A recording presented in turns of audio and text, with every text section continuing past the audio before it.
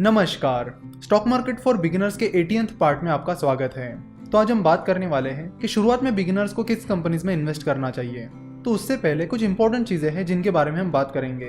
उनमें से पहली चीज ये है कि स्टॉक मार्केट में इन्वेस्ट करते वक्त कभी भी पैसा उधार लेकर इन्वेस्ट ना करें।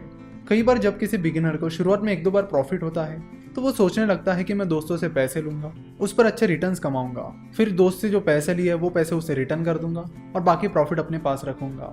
सुनने में तो ये स्टोरी काफी अच्छी लगती है, लेकिन प्रैक्टिकल में ये वर्क नहीं करती है। जैसे कि कई बार हम बात कर चुके हैं कि stock market short term game नहीं है, एक लॉन्ग टर्म गेम है, पेशेंस का गेम है और यहाँ पे शुरुआत में गलतियां होने के चांसेस भी बहुत ज्यादा होते हैं।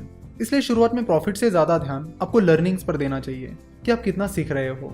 अगर आप स्टॉक मार्केट में नए हो और इन्वेस्टमेंट शुरू कर रहे हो तो शुरुआत में आपका फोकस ये नहीं होना चाहिए कि आज मैंने कितना प्रॉफिट कमाया, बल्कि ये होना चाहिए कि आज मैंने क्या सीखा। तो शुरुआत में लर्निंग्स पर फोकस करिए, अर्निंग पर नहीं। डेट यानी लोन एक बहुत बड़ा ट्रैप होता है, तो इसके चक्कर में आप कभी भी मत आइए। अपने दोस्तों से या किसी से पैसे उधार लेकर स्टॉक मार्केट में इन्वेस्ट मत करिए। स्टॉक मार्केट में वही पैसा इन्वेस्ट करिए जो आपने सेव किया है और आप उस पर रिस्क लेने के लिए तैयार हो, क्योंकि शुरुआत में रिस्क तो होगी। क्योंकि जब आपको स्टॉक मार्केट के बारे में ज्यादा कुछ पता नहीं है और आप उसमें इन्वेस्ट कर रहे हो तो रिस्क तो होगी। मिस्टर वॉरेन बफेट ने रिस्क को बहुत अच्छे से डिफाइन किया है। उन्होंने कहा है कि risk comes from not knowing what you are doing, यानी रिस्क तब आती है जब आपको पता नहीं होता कि आप क्या कर रहे हो। तो शुरुआत में जब आप स्टॉक मार्केट में इन्वेस्ट करते हो तो आपको स्टॉक मार्केट के बारे में ज़्यादा कुछ पता नहीं होता, इसलिए वो रिस्क होती है। लेकिन जैसे जैसे आप चीज़ें समझने लगते हो, सीखने लगते हो, वैसे वैसे आपको पता चलता है कि आप क्या कर रहे हो और फिर वो जो रिस्क है वो कम होने लगती है। यानी जैसे जैसे आपको स्टॉक मार्केट इन्वेस्टमेंट का नॉलेज आने लगता है वैसे वैसे आप रिस्क को मैनेज करना सीख लेते हो। तो इन्वेस्टमेंट में ये बहुत इंपॉर्टेंट है कि आप कैसे अपनी रिस्क को मैनेज करते हो।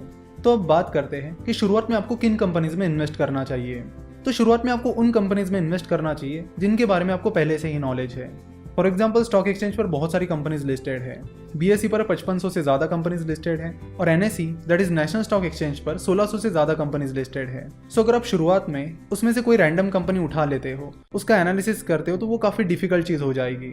सो बेहतर है कि शुरुआत में आप उन कंपनीज पर फोकस करिए जिनके बारे में आपको पहले से ही जानकारी है, जिनकी फ्यूचर ग्रोथ को आप आसानी से प्रेडिक्ट कर सकते हो। फॉर एग्जाम्पल आप में से बहुत सारे लोग रॉयल एनफील्ड को जानते हैं, आप में से बहुत सारे लोग उसे चलाते भी होंगे। तो अगर आपको रॉयल एनफील्ड के बारे में डिटेल जानकारी है, आपको उसके सारे फीचर्स के बारे में पता है, तो आप पता कर सकते हो कि उसकी डिमांड आने वाले टाइम में बढ़ेगी या कम होगी, उसकी फ्यूचर ग्रोथ कैसे रहेगी। ऑब्वियसली उसके लिए आपको एनालिसिस भी करना पड़ेगा, लेकिन यहाँ पर इंपॉर्टेंट चीज़ ये है कि आपको पहले से ही रॉयल एनफील्ड के बारे में बहुत सारी जानकारी है। सो अगर आपको लगता है कि रॉयल एनफील्ड आने वाले टाइम में बूम करने वाली है तो पहली चीज़ आपको देखनी होगी कि रॉयल एनफील्ड की पेरेंट कंपनी कौन है। तो रॉयल एनफील्ड की पेरेंट कंपनी का नाम है आइशर मोटर्स। अब आपको ये देखना होगा कि रॉयल एनफील्ड आइशर मोटर में कितना कंट्रीब्यूट करती है, यानी आइशर मोटर का जो टोटल रेवेन्यू है उसमें रॉयल एनफील्ड का कंट्रीब्यूशन कितना है। तो उसे चेक करने के बाद आपको पता चलेगा कि आइशर मोटर के टोटल प्रॉफिट का 90% कंट्रीब्यूशन रॉयल एनफील्ड से आता है। इसका मतलब है कि आइशर मोटर को अपना ज्यादातर प्रॉफिट रॉयल एनफील्ड से मिल रहा है। सो अगर आपको लगता है कि रॉयल एनफील्ड आने वाले टाइम में बहुत अच्छा परफॉर्म कर सकता है तो आप आइशर मोटर में इन्वेस्टमेंट के बारे में सोच सकते हो। वही अगर आपको लगता है कि रॉयल एनफील्ड अच्छा खासा ग्रो नहीं कर सकती तो आप उसे अवॉइड कर सकते हो। फॉर एग्जाम्पल अगर आपको लगता है कि रिसेंटली जावा मोटर्स आई है जो रॉयल एनफील्ड को अच्छी खासी कंपटीशन दे रही है, साथ ही रॉयल एनफील्ड का रिसेंट परफॉर्मेंस थोड़ा खराब रहा है, तो इनकी वजह से अगर आपको लगता है कि रॉयल एनफील्ड अच्छा परफॉर्म नहीं कर पाएगी तो आप उसे स्किप कर दीजिए। तो इस तरह जिन जिन कंपनीज के प्रोडक्ट्स की आपको जानकारी है उनका एनालिसिस आप कर सकते हो, जिससे होगा ये कि आपको एनालिसिस करना आसान हो जाएगा। फॉर एग्जाम्पल जो लोग शुरुआत से ई-कॉमर्स इंडस्ट्री से फैमिलियर है उन्हें पता था कि अमेजन अच्छा कर सकता है, तो अगर उन्होंने अमेजन में इन्वेस्ट किया होता तो उन्हें कुछ इस तरह के रिटर्न मिलते हैं। यहाँ पर आप देख सकते हो कि अमेजन ने पिछले 10-15 सालों में कैसे रिटर्न्स दिए हैं। सिमिलरली जिन लोगों को मिस्टर वॉरेन बफेट की कंपनी बर्कशायर हैथावे की अच्छी परख थी, वो अगर बर्कशायर हैथावे में इन्वेस्ट करते तो उन्हें कुछ इस तरह के रिटर्न्स मिलते हैं। तो ये रिटर्न्स बहुत ही एक्स्ट्राऑर्डिनरी है। सो अगर आपको किसी कंपनी के प्रोडक्ट्स और सर्विसेज की अच्छी जानकारी है, अच्छी परख है, तो आप उसका एनालिसिस कंटिन्यू करिए और देखिए कि क्या वो बिजनेस आने वाले 5-10 सालों में अच्छा परफॉर्म कर सकता है। अगर हाँ तो आप उसमें इन्वेस्ट करने के बारे में सोच सकते हो। Successful investor mister Rajiv Khanna इसी फिलॉसफी को यूज करके इन्वेस्टमेंट करते हैं। मिस्टर राजीव खन्ना अपनी वाइफ डॉली खन्ना के नाम पर इन्वेस्टमेंट करते हैं। जब वो दिल्ली में एक बार फ्लैट खरीदने आए थे तब उन्हें यूनिटेक के बारे में पता चला था। फिर उन्होंने उनके फ्लैट्स की क्वालिटी देखी, कंपनी का एनालिसिस किया और उन्हें लगा कि यूनिटेक फ्यूचर में अच्छा परफॉर्म कर सकता है, इसलिए उन्होंने उसमें इन्वेस्ट किया।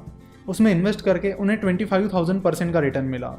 बाद में जब रियल एस्टेट सेक्टर में प्रॉब्लम्स आने लगे और यूनिटेक प्रॉब्लम में फंसने लगे तो उन्हें लगा कि यूनिटेक यहाँ से आगे अच्छा परफॉर्म नहीं कर सकती और फिर उन्होंने यूनिटेक से एग्जिट ले ली।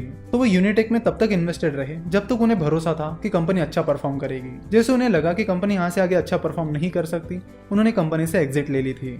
तो शुरुआत में आपको उन कंपनीज में इन्वेस्ट करना चाहिए जिनके बारे में आपको पहले से ही पता है।